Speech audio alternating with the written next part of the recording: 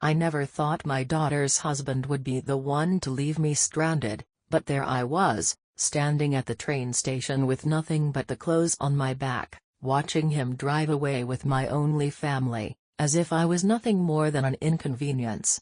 But little did he know, I wasn't as helpless as he thought. I had millions I'd earned in silence, hidden away from the very people I'd given everything for. The day began like any other Tuesday in the 10 years since my husband, David, had passed.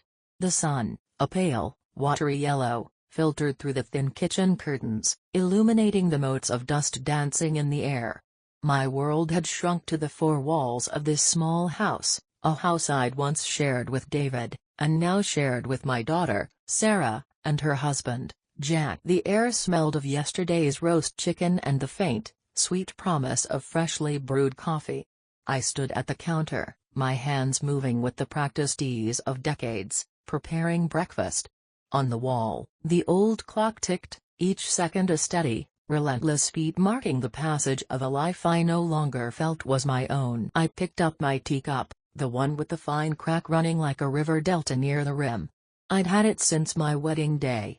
Like me, it was still functional, but showing the wear of years of service. I was lost in these quiet, melancholy thoughts, stirring milk into my tea, when Jack entered the kitchen. He was a man who moved with a kind of predatory grace, all sharp angles and restless energy. He never seemed to quite fit in the cozy, worn-in spaces of my home. He was a disruption, a cold draft in a warm room. He didn't greet me, just went straight for the coffee pot I'd just filled. "Morning," I said, my voice soft. I'd learned to keep it soft around him. He grunted in response, pouring the dark liquid into a sleek, modern travel mug, a stark contrast to my chipped ceramic. "Sarah and I are heading out for a few days," he said, his back still to me. The words were casual, thrown away like spare change. A surprise trip. Just the two of us. I felt a familiar, cold dread begin to creep up my spine. My hand, holding the delicate teacup, trembled slightly. A surprise trip. That sounded lovely for Sarah. She worked so hard at the local library, and she deserved a break. But the way he said it, just the two of us, was a blade, sharp and precise.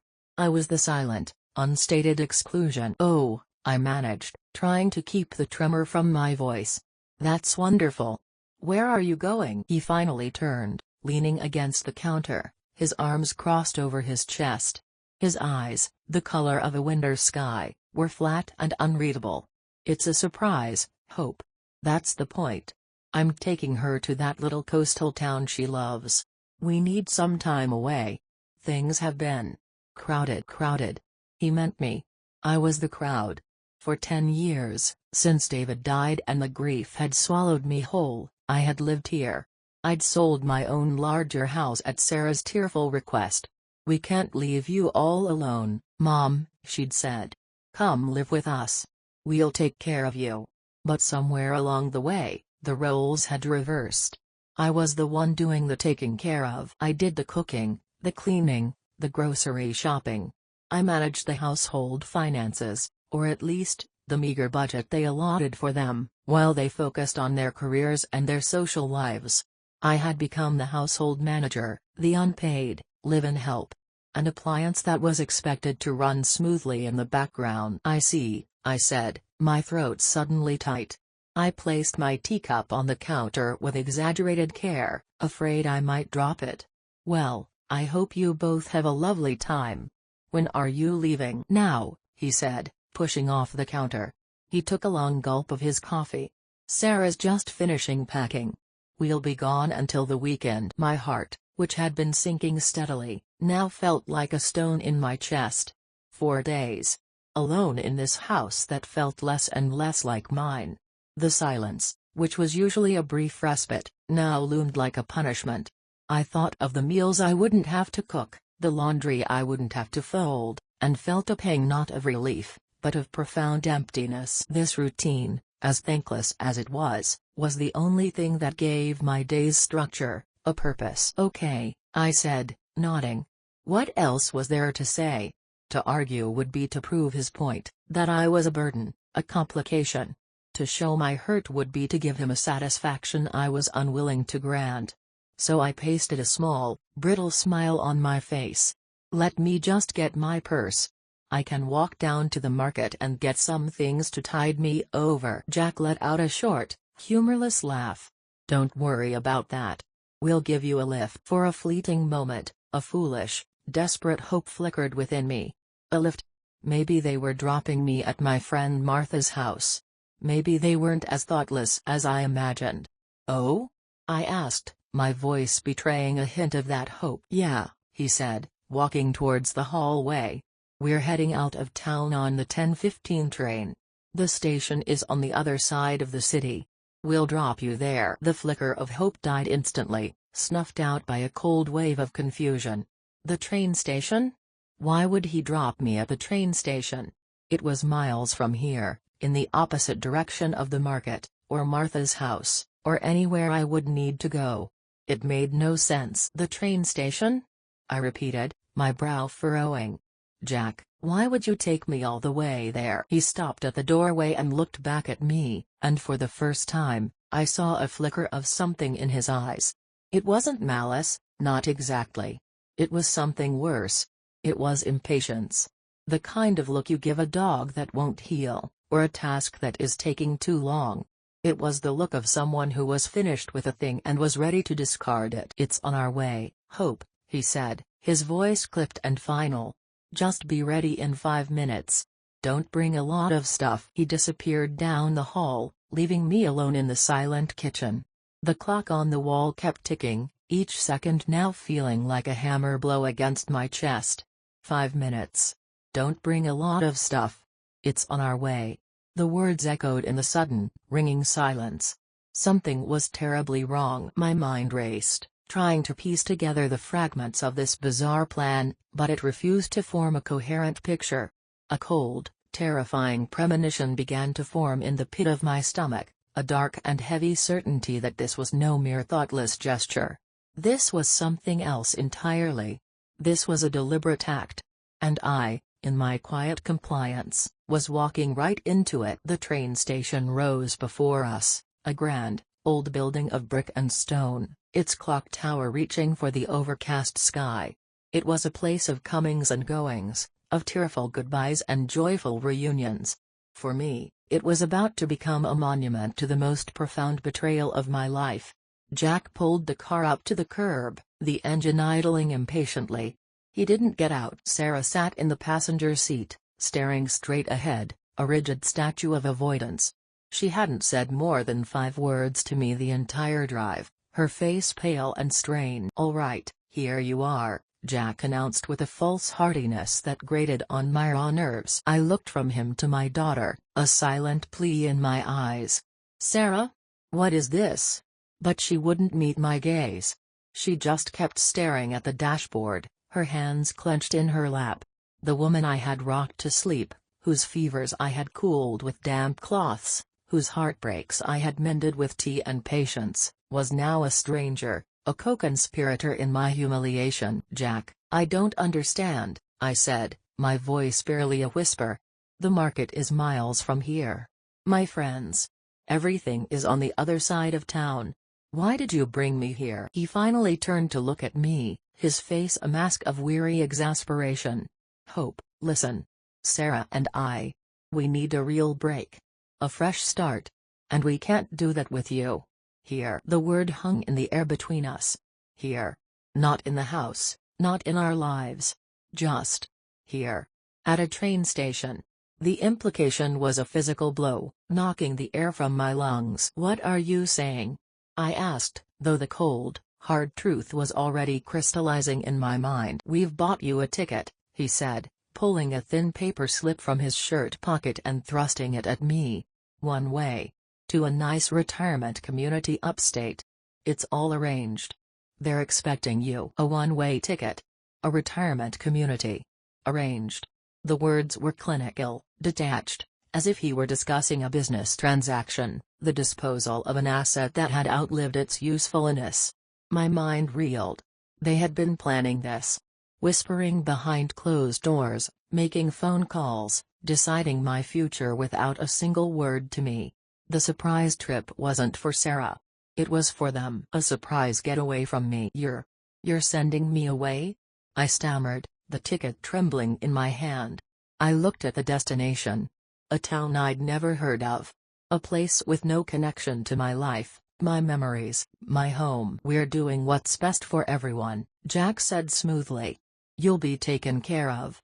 You'll have people your own age. Activities. It's a good place. I turned to Sarah again, my heart tearing. Sarah? Honey. Is this what you want? Finally, she turned her head, and I saw the glint of tears in her eyes. But there was no strength in them, no defiance on my behalf.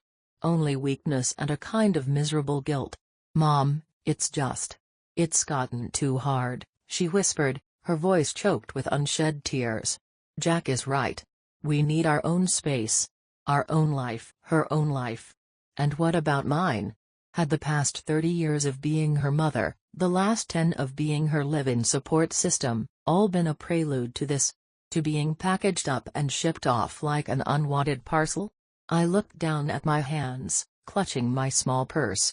It contained my wallet, with $23 and a book of stamps, my reading glasses, and a tube of lipstick. I was wearing a simple cotton dress and a cardigan. This was all I had. They were leaving me, casting me out with nothing but the clothes on my back. Get out of the car, Hope, Jack said, his voice losing its patient veneer. The train leaves in 10 minutes. The cruelty of it was breathtaking. Not just the act itself, but the cold, efficient execution. The drive here, the pre-purchased ticket, the refusal to even look me in the eye as they shattered my world. A quiet rage, something I hadn't felt in years, began to smolder in the pit of my stomach. It was a tiny ember, but it was warm. I didn't cry. I wouldn't give them the satisfaction. With a dignity I didn't know I possessed, I opened the car door and stepped out onto the pavement. I did not look back. I could feel their eyes on my back as I walked towards the station's grand entrance. I heard the car door slam shut, the engine rev, and the squeal of tires as Jack sped away, taking my only family with him. He was leaving me stranded, an old woman with a one-way ticket to nowhere. I walked into the echoing expanse of the main hall and found a hard wooden bench to sit on. The departure board clattered, announcing the 10:15 train to a place I would never go. I watched as people hurried past, pulling suitcases, embracing loved ones, their lives a vibrant tapestry of purpose and connection. And there I sat, a loose thread, cut from the only cloth I had ever known. He thought I was nothing more than an inconvenience, a problem he had neatly solved. But little did he know, I wasn't as helpless as he thought. I had millions I'd earned in silence, hidden away from the very people I'd given everything for. The train whistle blew, a long, mournful cry that echoed the desolation in my heart. But beneath the desolation, that tiny ember of rage was starting to glow. I sat on that hard, unforgiving bench as the 10:15 train to a life I didn't want pulled out of the station with a great sigh of steam and a metallic screech. I watched it go, its red tail lights shrinking until they were just pinpricks in the distance, swallowed by the tunnel. On board were all the assumptions my daughter and her husband had made about me, that I was frail, that I was dependent, that I was finished. Each clack of the wheels on the track felt like a nail being hammered into the coffin of the life I had known. A whirlwind of emotions, sharp and violent, tore through me. Betrayal was the first and keenest blade. It came not from Jack. I had never expected warmth or true affection from him, but from Sarah. My Sarah. My mind flew back through the years, a chaotic slideshow of memories. I saw myself at her bedside, singing her to sleep. I saw myself cheering the loudest at her high school graduation, my heart fit to burst with pride. I remembered sitting with her for hours after her first real heartbreak, letting her cry until my shoulder was damp, telling her that she was strong and worthy of love. I remembered selling my spacious home, the home where I had raised her, the home filled with memories of David, because she had wept and said, "I need you, Mom." She had needed my support, my cooking, my cleaning, my steady presence that freed her to build a life with Jack. I had given it all, gladly. I had poured my life into hers, filling her cup until my own was dry, and now I was being discarded like an old piece of furniture, a relic of a past she was eager to escape. The hurt was a physical thing, a crushing weight on my chest that made it hard to breathe. It was the pain of being unseen, of having your sacrifices not just forgotten, but actively resented. Had she ever seen me as a person, with my own thoughts, my own desires, my own lingering dreams? Or had I simply been Mom, a role, a function, a convenience that had now become an inconvenience? The answer was right there, in the receding smoke of the train. She saw me as a duty, a burden she had finally, with Jack's help, managed to shrug off. The humiliation was a hot flush that spread from my neck to my cheeks. I imagined the conversation they would have on the train. The sighs of relief. The talk of their newfound freedom. They were probably congratulating themselves on their clever, humane solution to the mom problem. I felt like a fool. A naive, sentimental old fool who had believed in the unbreakable bond of a mother and child. But as the minutes ticked by on the great station clock, something else began to bubble up through the layers of pain and humiliation. It was that ember of rage I had felt earlier, and it was growing, fed by the oxygen of my disillusionment. It burned away the tears that threatened to fall. It burned away the sense of victimhood. It was a clean, righteous anger. How dare they? How dare they presume to know what was best for me? How dare they make decisions about my life as if I were a child, or worse, an inanimate object? How dare they erase me? I had lived my entire life for others, first for my parents, then for my husband, and most completely, for my daughter. I had put my own needs, my own ambitions, on a dusty shelf somewhere, always intending to get back to them later. Later, after Sarah was settled. Later, after David's long illness. Later, when I wasn't so needed. But later had never come. Instead, my world had just grown smaller and smaller, until it was contained within the walls of their house, my existence validated only by my usefulness to them. I looked down at the one-way ticket still clutched in my hand. Maple Creek Senior Living. It sounded so pleasant, so innocuous. I could almost picture it, a clean, sterile room, scheduled activities, bland, easy-to-chew food served at 5 p.m. sharp. A place to wait for the end. A place where inconvenient old people were stored. They hadn't just tried to send me away, they had tried to bury me before I was dead. A bitter laugh escaped my lips. It was a harsh, rusty sound in the echoing hall. They thought they had all the power. They had the youth, the car, the house. They had my daughter's love, twisted and conditional as it was. But they didn't know my secret. The one thing that was truly mine. The one thing I had never shared, never given away. The thought of it was a jolt of electricity. The anger was no longer just a smoldering ember, it was a flame. And it was showing me the way out of the dark. I stood up from the bench, my back straight, my shoulders squared. I walked over to a trash can, the kind with the swinging metal lid. I held the one-way ticket over the opening for a moment, a symbol of the future they had chosen for me. Then, I let it drop. It disappeared into the darkness with a soft, satisfying flutter. I would not be going to Maple Creek. I would not be going to the future they had designed. I was going to find my own way. The question was, where did that way begin? My journey back didn't begin with a taxi or a bus. It began with a single step. I walked out of the grand, echoing train station and into the gray, indifferent city. I had $23 in my purse and a lifetime of unspoken resentment fueling my stride. The first few blocks were a blur. The city was a cacophony of sounds, car horns, snippets of conversation, the distant wail of a siren, all of it seeming to mock the profound silence that had just been imposed upon my life. But with each step, the fog of shock began to lift, replaced by a sharp, painful clarity. The city streets, which I hadn't walked alone in years, looked both familiar and alien. I used to know this place. Before David got sick, we would come downtown for dinner, to see a show. I remembered a younger version of myself, a woman with dreams that extended beyond the next meal or the laundry cycle. A woman who had a career as a bookkeeper, who was good with numbers, who had her own life.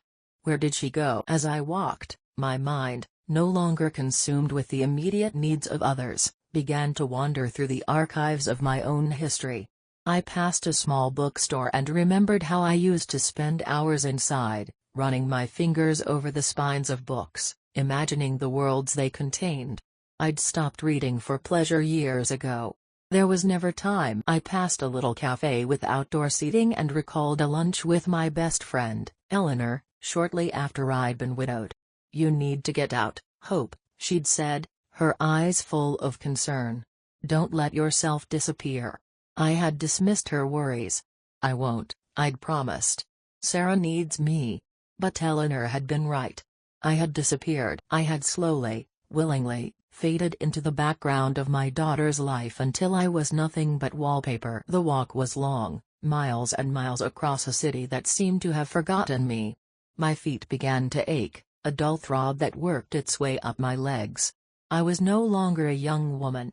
I was 68, and my body was reminding me of it. But the physical discomfort was nothing compared to the emotional turmoil. Yet, something was shifting inside me. The initial, fiery rage was cooling into something harder, more durable. It was becoming resolve. I was not just walking away from the train station, I was walking towards something. I just didn't know what it was yet. Hours later, weary and footsore, I found myself standing in front of the house. Their house. It looked exactly the same. The roses I had carefully pruned last week were blooming in the front yard, their cheerful pink blossoms a stark contrast to the ugliness that had transpired. I had a key in my purse. I could walk in, go to my room, and wait for them to return. I could pretend this was all a horrible misunderstanding. The part of me that had been conditioned for decades to keep the peace, to smooth things over, urged me to do just that. To be the good mother, the forgiving mother. But the woman who had walked across the city was not the same woman who had left this morning. I stood on the sidewalk, looking at the house, and I saw it for what it was, a beautifully maintained cage. My room wasn't a sanctuary, it was my cell. The ticking clock inside wasn't marking time, it was counting down my sentence. I realized I couldn't go back in there. Not as the person I had been. The thought of sleeping in that bed, of sitting in that chair, of waiting for their return filled me with a sense of dread that was even colder than the betrayal I'd felt at the station. This wasn't home anymore. It was the scene of the crime. I turned away from the house and continued walking, my destination now clear in my mind. It was a small, unassuming bank branch a few blocks away. A place no one in my family knew I frequented. A place where a different version of me existed, a version documented not in family photos, but in numbers on a statement. I walked through the glass doors and into the quiet, air-conditioned interior. The young teller smiled at me. "Can I help you, ma'am?" "Yes," I said, and the voice that came out was my own, clear and steady. "I'd like to access my safe deposit box." The walk hadn't just been a journey through the city. It had been a pilgrimage back to myself. The quiet strength I was rediscovering wasn't new. It had been there all along, dormant, waiting for a reason to awaken. And Jack and Sarah had just given it the rudest awakening imaginable. The safe deposit box was cold and heavy in my hands. It felt like a piece of a forgotten life, a time capsule from a woman I barely remembered being. I took it to one of the small, private viewing rooms and closed the door. The click of the lock was a satisfying sound, sealing me in with my secrets. I took a deep breath and lifted the lid. Inside, nestled amongst some old jewelry of my mother's and my marriage certificate, was a collection of worn, leather-bound notebooks. They were simple accounting ledgers, the kind I used to use when I worked as a bookkeeper, long before Sarah was born. To anyone else, they would look like relics, meaningless scribbles from a bygone era. To me, they were a testament to a lifetime of quiet defiance. My husband, David, had been a good man, a kind man, but he was terrible with money. He was a dreamer, always chasing the next big idea, the next surefire investment that was just about to pay off. I loved him for his optimism, for the way his eyes would light up when he talked about the future. But I was a pragmatist. I saw the bills piling up, the precariousness of our financial situation. So, I started my own plan. Secretly. I continued my bookkeeping work part-time from home after Sarah was born, telling David the little extra I earned was just pocket money. But it was more than that. Every spare dollar, every small windfall, every bit of cash I could skim from the grocery budget without anyone noticing, I saved. I invested. I was good with numbers, and I was patient. I opened the first notebook. The pages were filled with my neat, precise handwriting. Dates, figures, company names. I had started small, with conservative mutual funds and blue-chip stocks. When David was alive, it was a safety net, a secret comfort that we wouldn't be destitute in our old age. After he died from his long illness, and the medical bills had eaten through most of his life insurance, it became my lifeline. When I sold our big family home to move in with Sarah and Jack, they had been so grateful. They assumed the proceeds were modest, just enough to contribute to their household expenses, which I did. But the market had been good to me. The house sold for far more than they ever realized.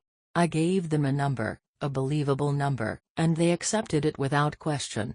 The rest, a very substantial sum, went into my secret accounts. Over the last 10 years, living in their house, my needs were small. I had no expenses to speak of. The small pension I received, which they thought was my only income, was more than enough for my personal effects. So, I continued to save, to invest, to watch my secret fortune grow. It wasn't about greed. It was about security. It was about having something that was mine, something they couldn't touch, couldn't spend, couldn't even imagine. It was my one act of pure, unadulterated self-preservation. I flipped through the notebooks, my fingers tracing the columns of figures. The numbers blurred before my eyes, not from tears, but from the sheer, staggering reality of what I had accomplished. It wasn't a small nest egg. It wasn't a rainy day fund. It was millions. A quiet fortune, built in the shadows of a life of service. A slow smile spread across my face. Hope. They called me Hope. How ironic. For years, I had placed all my hope in my family, in my daughter's love. I had hoped they would see me, value me, cherish me. That hope had been misplaced, a fool's investment. But this was different. This was tangible. This was real. This was power. Not the kind of power Jack wielded, the power of cruelty and control. This was the power of independence. The power to choose. The woman who had been left at the train station that morning was a victim, a helpless old woman. The woman sitting in this room, surrounded by the evidence of her own quiet brilliance, was not. I closed the final notebook and placed it back in the box. The humiliation I had felt was gone, replaced by a cold, hard anger. They had taken me for granted. They had underestimated me. They had written me off. Well, they were about to find out how wrong they were. I was no longer the helpless woman they thought I was. I was a wealthy woman. And my wealth wasn't just in my bank account. It was in the sudden, shocking realization that I had spent my entire life caring for people who didn't deserve it. My greatest asset wasn't my portfolio, it was the fact that I was finally, irrevocably, on my own. I walked out of that bank not as the discarded mother, but as the architect of my own rescue. My first act? I wasn't going to a shelter or a cheap motel. I was going to the best hotel in the city, and I was going to order the most expensive thing on the room service menu. The transformation had begun. The hotel lobby was a universe away from the chipped teacup and ticking clock of my daughter's kitchen. It was all gleaming marble floors, soaring ceilings, and the hushed, expensive silence of real luxury. A ridiculously handsome young man in a crisp uniform took my non-existent luggage and didn't even blink. I walked up to the front desk, my posture straighter than it had been in a decade. "I'd like your best available suite," I said, my voice resonating with a newfound authority. "Preferably with a view." The woman behind the desk gave me a polite, professional smile, but I could see the flicker of assessment in her eyes. An old woman, alone, in a simple cardigan, with no bags. She probably thought I was lost or confused. I slid my new debit card, freshly issued from the bank, across the polished counter. Her eyes widened almost imperceptibly as she processed the transaction. The professional smile became one of genuine warmth. It was a crude, simple lesson, but a powerful one. Money didn't just talk, it changed the way people looked at you. It changed you from an invisible old woman into a respected guest. Up in the suite, which was larger than the entire ground floor of Sarah's house, I walked over to the floor-to-ceiling windows. The city spread out below me, a glittering tapestry of lights against the deepening twilight. From up here, the world didn't look intimidating. It looked like an opportunity. I had spent so long looking at life from the ground up, feeling small and insignificant. This new perspective was intoxicating. I wasn't just looking at the city, I was looking at my future. A future free from the tyranny of other people's needs, free from the crushing weight of expectation and the slow, grinding erosion of my own self-worth. The first few days were a blur of quiet indulgence. I ordered lavish room service, slept in a bed that felt like a cloud, and took long, hot baths in a tub the size of a small boat. I bought new clothes, not sensible, practical things, but clothes that made me feel elegant and alive. A silk blouse the color of a sunset. A cashmere sweater that felt like a hug. I was rediscovering the woman I was before I became mom and then grandma who lives with us. I was rediscovering hope. But this wasn't just about spending money. It was about reclaiming my power. My anger, which had been a hot, burning fire, was now cooling into a focused, deliberate energy. I knew I had to confront them. Not for revenge, but for myself. I needed to draw a line, to build a wall around the new life I was creating. One afternoon, sitting in an armchair overlooking the city, I made a call. Not to Sarah, but to a man named Arthur Vance. He was the best financial lawyer in the city, a name I had pulled from my years of reading business journals. His voice on the phone was crisp and professional. "How can I help you, Mrs.? My name is Hope. I haven't used my married name in some time," I said. "I need legal counsel regarding my assets and a family matter." We met the next day in his office, a space of dark wood, leather-bound books, and quiet confidence. I told him everything. I told him about the secret accounts, the years of quiet investing.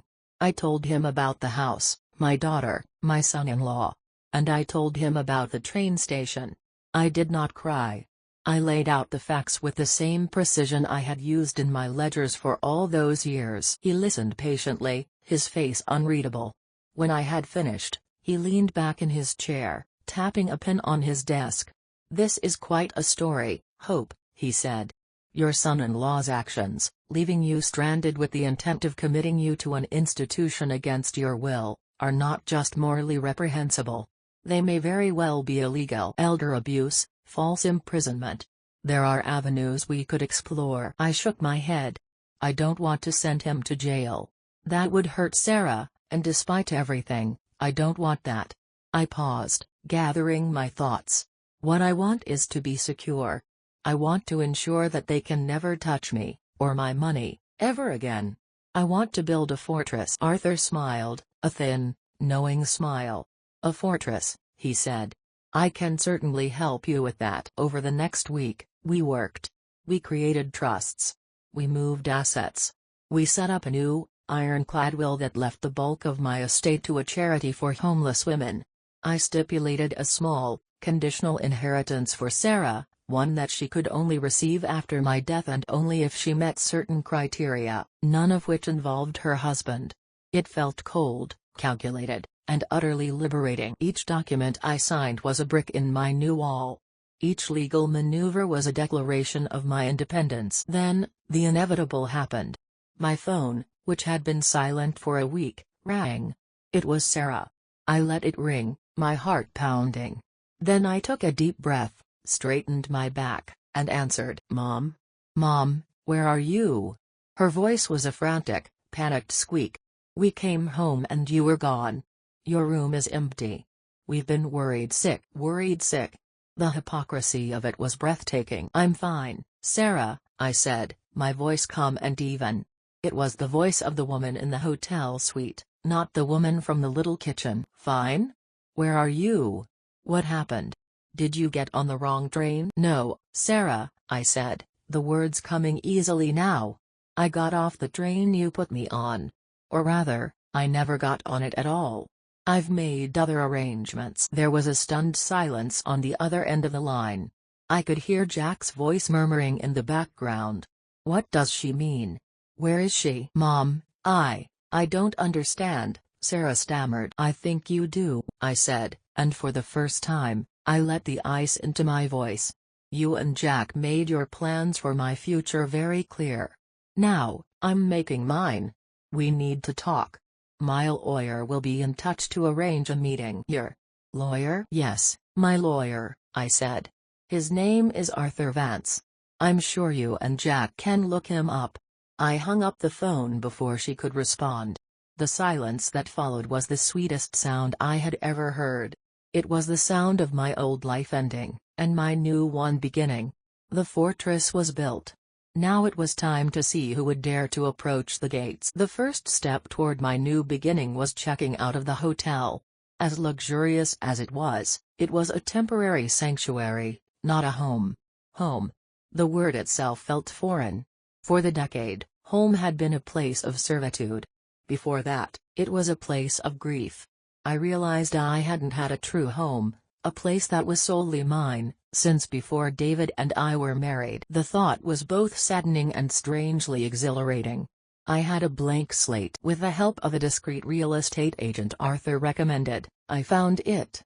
It wasn't a large house, but a beautiful apartment on the top floor of a restored brownstone in a part of the city I had always loved, full of old trees and quiet little parks. It had a small terrace that overlooked a garden, tall windows that flooded the rooms with light, and a fireplace. The moment I walked in, I knew. This was it. This was my home. Furnishing it became my project, my passion. I didn't want anything from the old house. Those things were tainted with memories of obligation and neglect. I spent weeks exploring antique shops and modern furniture stores, art galleries and rug merchants. I chose each piece myself, not for its practicality or its sensible price, but for the joy it gave me. A deep blue velvet sofa you could sink into. A hand-carved wooden bookshelf to hold all the books I now had time to read. A real, solid oak dining table with 4 chairs. Not because I expected company, but because I refused to live my life as if I were only one person.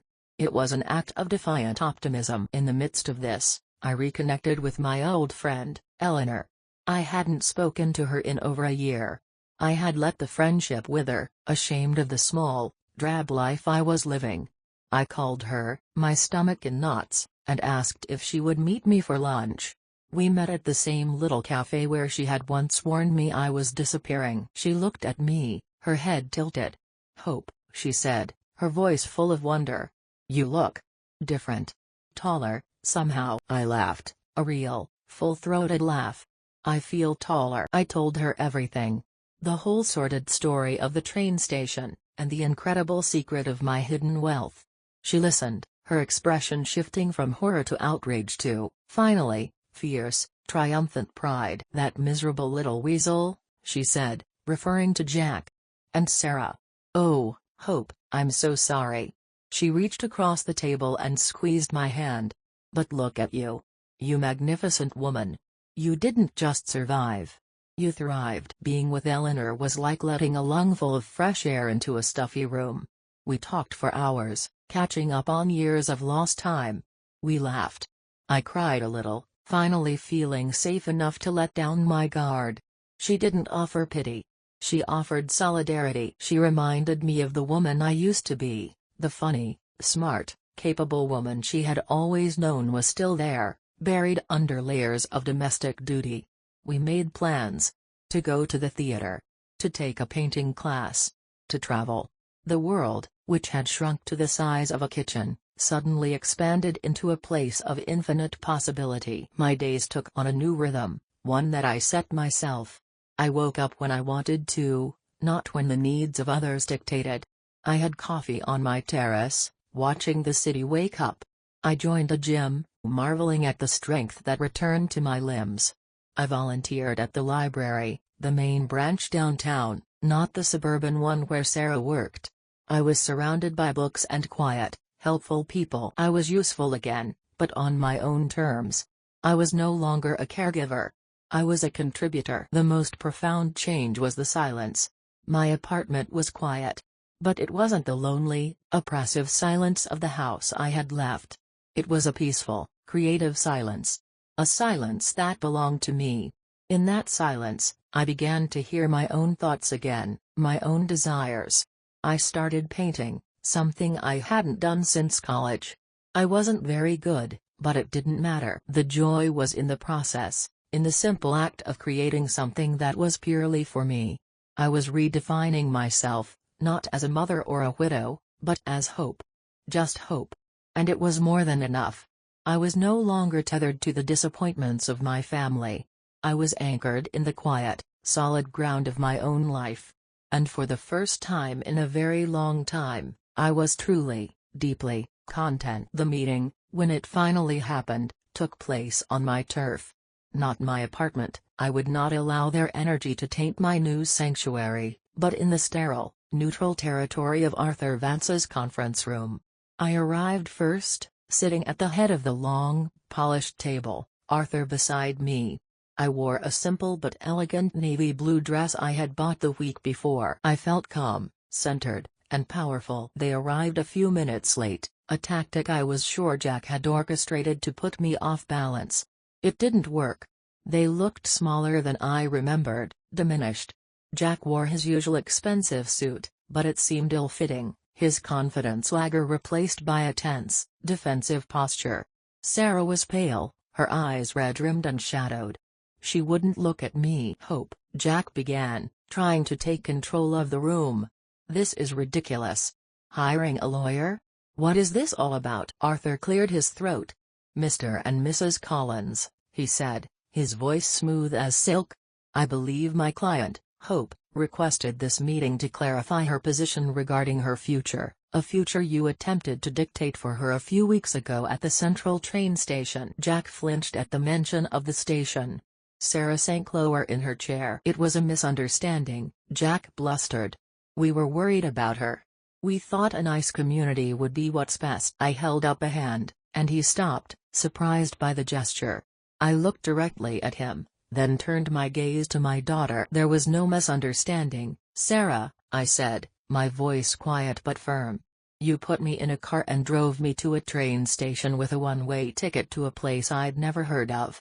You left me there with $23. Let's not pretend this was an act of love. Tears began to stream down Sarah's face. Mom, I'm so sorry, she whispered, her voice breaking. I never wanted. Jack said. It all just got so overwhelming. I'm sure it did, I said, my voice devoid of sympathy. My presence was a great burden on your new life. Well, consider that burden lifted. Permanently. Arthur slid a set of documents across the table. This is a summary of Hope's financial standing, he said coolly. As you can see, she is a woman of considerable independent means. She has established a new residence and has made her own arrangements for her future. Jack's eyes scanned the top page, a simple summary of assets. His jaw went slack. The color drained from his face. He looked from the paper to me and back again, his mind clearly struggling to process the information. He saw the numbers. He saw millions. The woman he had treated like a penniless dependent, a piece of old furniture to be disposed of, was wealthier than he would likely ever be. Where? How? He stammered, his arrogance completely shattered. That is none of your concern, I said. What is your concern is this. Arthur slid another document over. This is a restraining order. It forbids you, Jack, from coming within 500 feet of me, my home, or my place of business. It also serves as a formal notice of no trespass for my former residence. Jack stared at it, speechless. And Sarah, I said, turning to my daughter. The anger I felt was gone, replaced by a deep, profound sorrow. I will always be your mother. And I will always love the little girl you were. But the relationship we had is over. It was built on a foundation that I now see was unhealthy for both of us. For you, I was a convenience. For me, you were an obligation. That has to end." "No, Mom, please," she sobbed. "I want to fix this. I want to understand. Why did you hide all this from me? Why didn't you tell me?" It was the question I had been waiting for. The one I had asked myself 1,000 times. "Because," I said, leaning forward, my voice dropping to a near whisper. "It was the only part of my life that was truly mine. It was the only part of me you hadn't consumed. If you had known, it would have become another one of your resources to be managed, another expectation to be met. It was my secret, Sarah. And its secrecy is what allowed it to save me." The words hung in the air, stark and undeniable. Forgiveness, I was realizing, didn't mean forgetting. It didn't mean erasing the hurt or pretending things could go back to the way they were. This wasn't about punishment. It was about truth. It was an opportunity for her to finally see me, not as her mother, but as a woman who had been pushed to her limit. "I need time, Sarah," I concluded, standing up. "We both do. I need to heal. And you need to figure out what kind of person you want to be, and what kind of marriage you're in. When you've done that, maybe we can talk about building something new. But the old way is gone forever." I turned and walked out of the room without a backward glance, leaving them with the shocking truth of my independence and the wreckage of the life they had tried to break. The reunion had been painful, emotional, a mixture of regret and acceptance. But as I stepped out into the bright afternoon sun, I felt a sense of peace. The chains had been broken. The last tie to my old life had been formally, and finally, severed. The months that followed were a quiet revelation. Without the constant, low-grade hum of my family's drama, my own life came into focus. The world seemed brighter, flavors tasted richer, my own thoughts were clearer. I was no longer defined by my role as a caregiver, a servant, a silent partner in my own erasure. I was simply Hope, and I was discovering all the things that name could mean. My friendship with Eleanor blossomed. We were like a pair of teenagers again, grabbing life with both hands. We went to museums and let the art wash over us. We took a whirlwind trip to Paris, something I had dreamed of my entire life. I stood at the top of the Eiffel Tower, the city of lights spread out at my feet, and I felt a joy so pure it brought tears to my eyes. This was my life. I had earned this. I had built this. Back home, my quiet confidence began to attract a new circle of people. There was Margaret from my volunteer shift at the library, a witty, sharp-tongued retired professor who recommended the best mystery novels. There was Samuel from my painting class, a gentle widower with kind eyes and a laugh that made his whole body shake. We would get coffee after class, talking about art and life and the strange, unexpected turns it can take. These were not relationships of necessity or obligation. They were friendships built on shared interests and mutual respect. They saw me for who I was now, not for who I had been to someone else. The most surprising development, however, came from an unexpected place. The charity I had named in my will, the one for homeless women, had an annual fundraising luncheon. Arthur Vance invited me to attend as his guest. I sat at a table with the board members, listening to the stories of women who had been left with nothing, who were fighting to reclaim their lives and their dignity. Their stories resonated with me on a level I hadn't anticipated. I saw my own journey reflected in their struggles, albeit on a different scale. After the luncheon, I spoke with the director, a compassionate, fiercely intelligent woman named Dr. Alana Reed. I told her a sanitized version of my story, focusing on my long-dormant skills in bookkeeping and financial management. "We have a small endowment," she told me, "but we're always struggling to make it grow. Our financial oversight is run by a committee of volunteers, but we lack precision." A light went on inside me. This was something I could do. This was a place my secret skills could be put to good use, to help women who had faced the same cliff edge of despair I had. Perhaps I could help, I offered. It started as a volunteer position. I spent 2 days a week in their small, cluttered office, poring over their books. I did what I did best. I organized, I streamlined, I found efficiencies. I used my knowledge of the markets to help their investment committee make smarter, more strategic choices. Within 6 months, I had helped them increase the return on their endowment by a significant margin. Dr. Reed was astounded. "Hope, you're a miracle worker," she said to me one afternoon. "This isn't just bookkeeping, this is a complete revitalization of our financial health.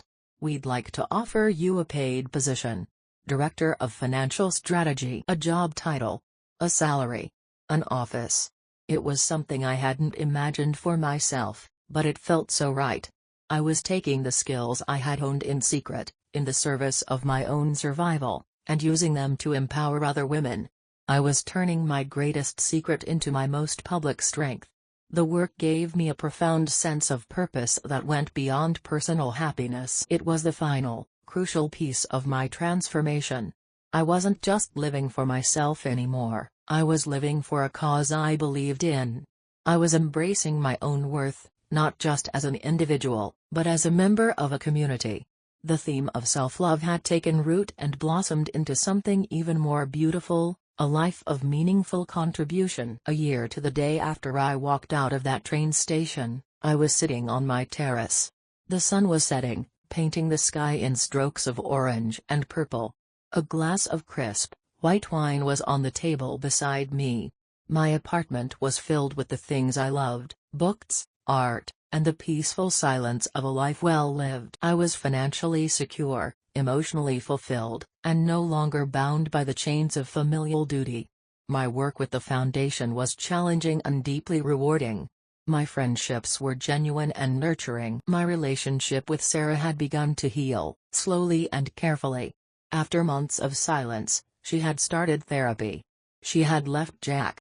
It turned out my financial independence was a revelation for her as well, showing her that the life of dependency Jack had enforced upon her was not the only option. She had gotten her own small apartment and was learning, for the first time in her adult life, to stand on her own feet. We met for coffee now and then, in neutral cafes.